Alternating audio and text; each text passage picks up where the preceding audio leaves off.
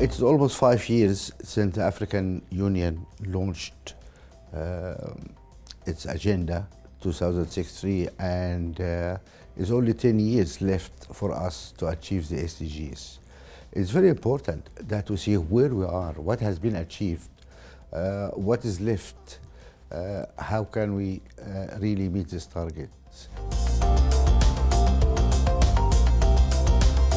Our index is the largest reservoir of data about Africa. It is very important to use this data and to see where we are with the agendas. And it's very interesting to see that there is a very strong correlation between governance scores of countries and their progress along the SDG index. There's a very strong correlation there. And that's interesting. It shows that good governance really is the way to achieve the SDGs and the African Union agenda.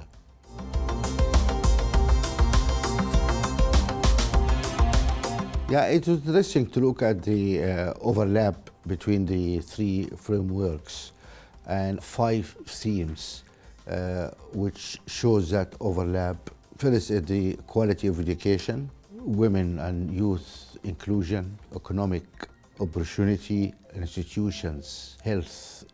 These are 5 thematic areas where we can see strong overlap. If we look at education, unfortunately, that one area which over the last 5 years showed a decline in the quality of education.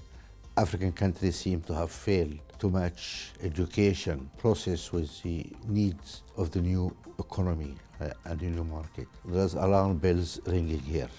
On the theme of women and youth, we noticed that while gender issue has improved in Africa over the last year in general, the political, socio and economic rights have improved in general, still we don't see much progress in the area of introducing laws against violence against women, and we don't see much participation of women in the judiciary. Although I'm proud that my country, Sudan, have just appointed a woman as Chief Justice. We hope to see more of them around the continent.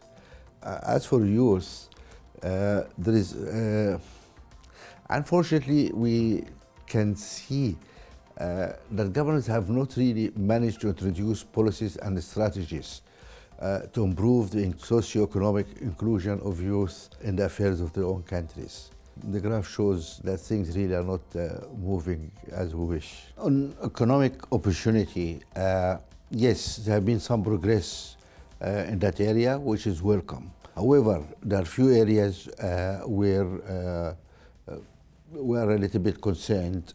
Most African countries really still rely on 1 or 2 main exports. That's not healthy.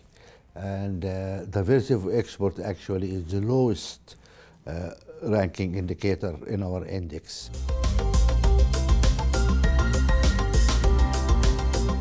The main challenge really we are facing here is data, how to measure our progress. Let me give you an example. The African Union agenda have 255 targets or goals, and almost half of them are not quantifiable.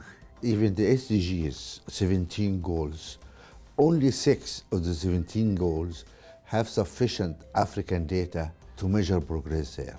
And this data itself is not really 100% because 50% of that data almost is the product of statistical modeling. So there is a paucity of data, there is a poverty of data. And this is a problem.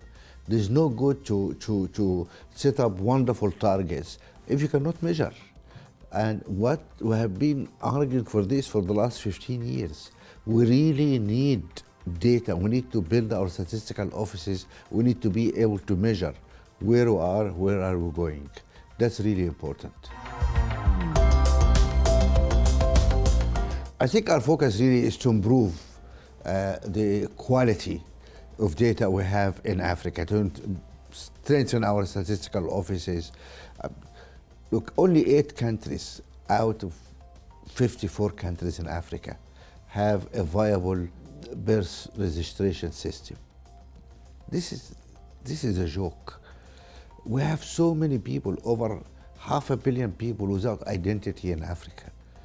It is important to create an identity system to know who our people are. How can we deliver services to people, whether financial services, social services, or even how people can participate in the electoral process without really a clear and viable identity. That is something we need to pay attention to. I would love that we launch our own SDGs and we call it Sound Data for Governance. That will be a greatest help for the UN SDGs.